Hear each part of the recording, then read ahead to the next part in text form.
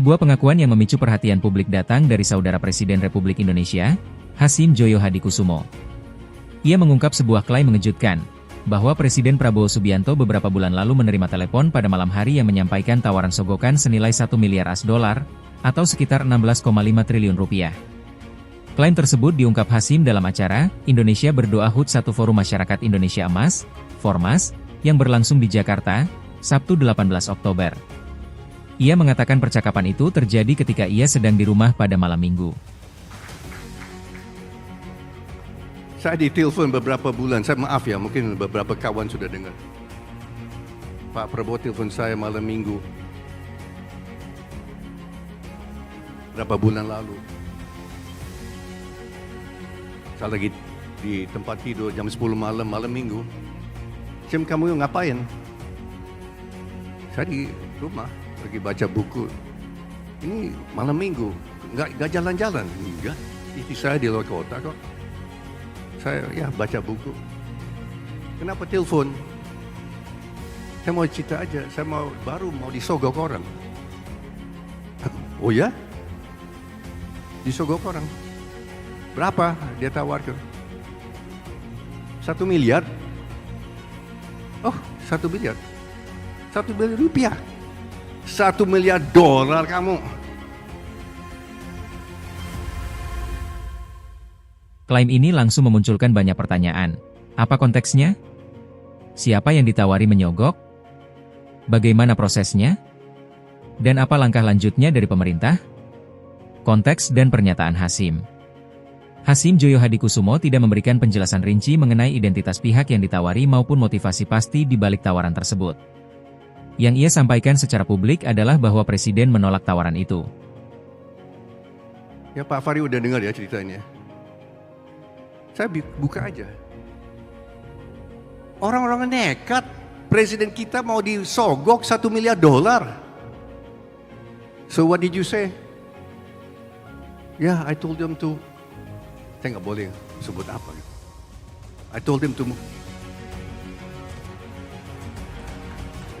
Ya berdengar ya, ngerti kan? Ya, ini begini loh. Setan datang ke Prabowo, tapi ternyata Tuhan Yang Maha Kuasa juga melindungi dia. Tuhan jaga saya. Dalam sambutannya, Hasyim mengaitkan tawaran sogokan itu dengan sejumlah persoalan besar di sektor pertambangan dan migas. Ini yang kita hadapi, ancaman bangsa Indonesia hadapi. 3,7 juta hektar dirampas dari penjahat-penjahat. Sekarang saat ini tambang-tambang ilegal lagi dikuasai kembali. Mafia migas sudah mulai dibongkar. Tapi penjahat-penjahat tetap ada. Mau sogok presiden, mau sogok adik presiden, mau sogok yang lain-lain. Kita harus waspada. Implikasi dan respons awal. Pernyataan ini memiliki implikasi serius bagi pemerintahan dan sistem pengawasan di Indonesia. Jika klaim benar, maka tawaran menyogok pemimpin tertinggi negara adalah bentuk ancaman terhadap integritas pemerintahan dan sistem hukum. Sampai saat ini belum ada konfirmasi resmi dari Istana Kepresidenan atau pihak Presiden Prabowo yang memperjelas insiden ini. Tidak ada nama pihak yang ditawarkan sogokan ataupun penjelasan detail tentang proses tawaran.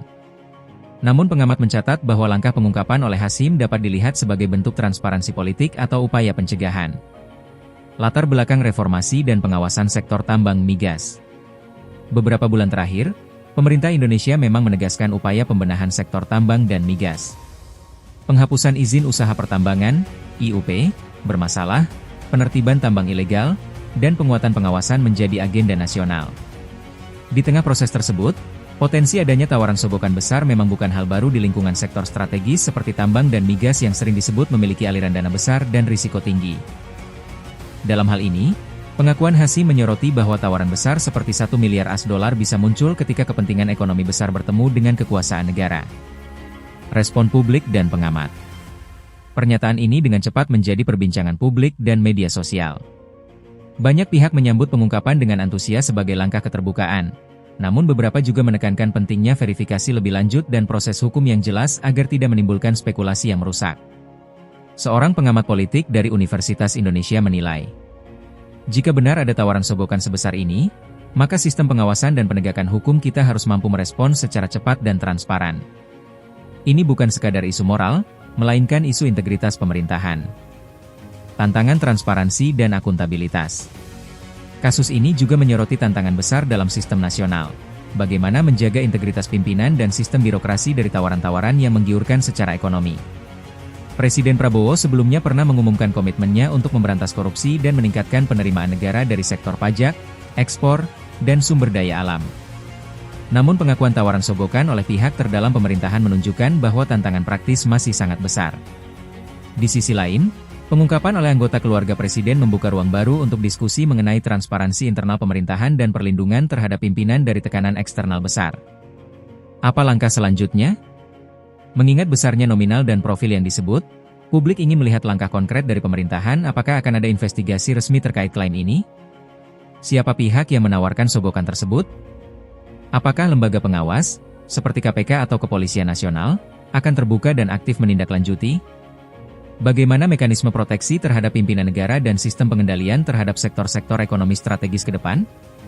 Pemerintah perlu memberikan jawaban agar tidak menimbulkan keraguan publik. Tanpa kejelasan, klaim besar ini bisa menjadi isu yang membayangi kredibilitas pemerintahan. Penutup, menegakkan kepercayaan publik. Klaim 1 miliar US dolar, Rp 16,5 triliun, kepada Presiden adalah klaim yang sangat serius dan perlu diperlakukan dengan penuh kehati-hatian serta ketelitian. Di satu sisi, pengungkapan ini bisa menjadi langkah penting menuju transparansi dan reformasi.